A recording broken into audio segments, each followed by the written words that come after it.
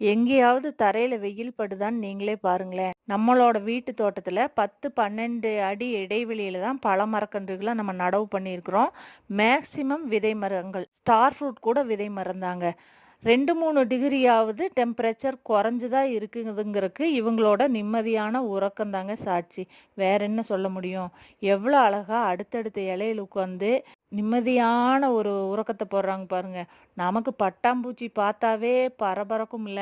எத்தன வயசானா என்னங்க? பார்க்கும்போது சந்தோஷத்த குடுக்குறாங்கல்ல.